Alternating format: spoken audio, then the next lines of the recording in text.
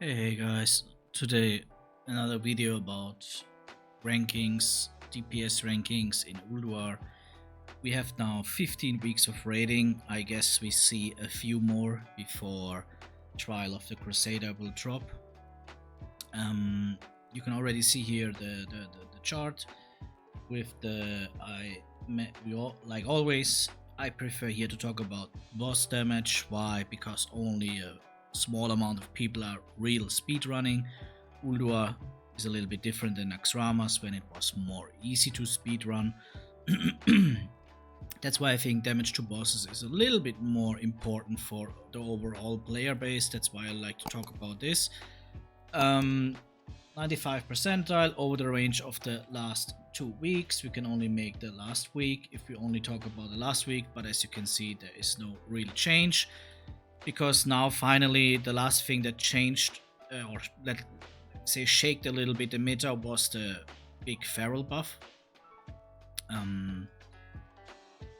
Yeah, the feral buff changed a little bit here on these things. As you can see here, is on the 5th place, very tied to Fire Mage and a little bit ahead of Combat Rogue.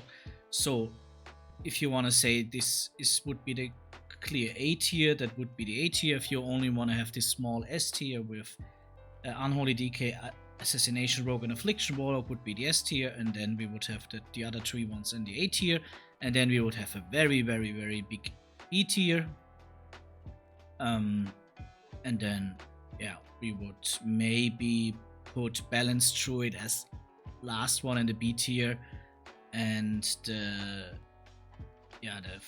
marksmanship and the other things then following.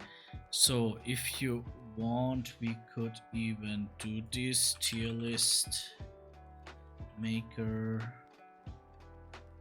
I did not open that at the moment, my account. Your tier list. But to be honest, as I see it here, it is already like this. Yeah, we have it here, but definitely what is changing now is Unholy DK. Unholy DK are the number 1. Why? Because we see here definitely what I predicted. As shorter the boss fights are going, as better is the Unholy DK at the end of the day. And that is understandable because of his burst potential with the gargoyle and stuff like this. So nothing wrong about it. We have here the clear number 1 now. Then yeah, like I said, I think we should only put these 3 specs now into the A tier, and all the other ones maybe into the B tier, because there is definitely a gap. As you can see it here, there is the Combat Rogue, and then there is another, I would not say a big gap, but the other ones are so tight that this makes more sense to put them all into the B tier than into the A tier. So Fire Mage, Feral Druid and Combat Rogue are the A tier. Fire Mage, Feral Druid, and then we have the Demo Warlock, Frost DK, Arcane Mage. Arcane Mage also is on the rise. Arcane Mage, Demo Warlock should be first here. Demo Warlock, it's on its own, and like I said, the last one here should be the Balanced Druid. And then we have also a C tier, and in the C tier, like I said, at the end of the day, every spec is now playable. Besides Arms Warrior, that's a very clear PvP spec. I don't talk about this Gladiator Warrior thing, but every spec is playable besides Arms Warrior. Especially when you think about a Fury Warrior, that he also brings things with him, like Thunder Armor. If you don't have a warrior tank that brings it, he has the I think it's the crit buff that he has, if I'm not wrong. He has the potential to tank on a few bosses as an off tank. So yeah, every spec is fine. That is in the game right now. Everything is playable. But yeah, for sure, the 3 top DPS specs are pretty clear to see here. And also Yeah, and that's the most important thing about all this list, to be honest. We are now close to TOC, like I said, a few weeks. I don't have a exact prediction. I guess something between 3 and 6 weeks is kind of realistic for the TOC release. This is how we will go into the TOC release. Most people have now BIS gear or very close to a BIS gear with maybe 1, 2, 3 pieces missing.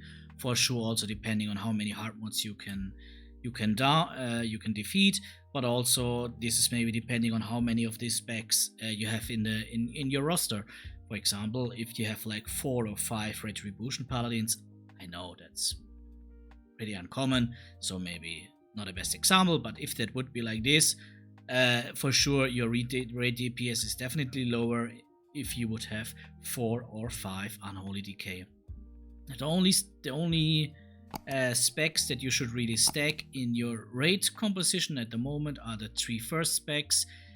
Also the ATS specs, there's no problem if you have 2 of them, for example, but overall only the first 3 specs are the specs that you really should stack. That means there's no problem. You have 3, 4, maybe even 5, depending on how good the players are at the end, that you can have for those specs. That is no problem at all, and definitely would help your raid DPS a lot. Yeah, I mean, long story short, that's for Ulduar. Maybe I will make at the end of Ulduar, like I said, a few weeks, maybe more, another final tier list, like how it was. I think we had a nice development with a very, very strong start from WotLK, then the takeover from Rogue, now the takeover from Unholy Decay. All a little bit understandable. First, the nerf of Unholy Decay before even Ulduar started. Then the rise of Rogue again over WotLK. What is that a reason? That's a good question.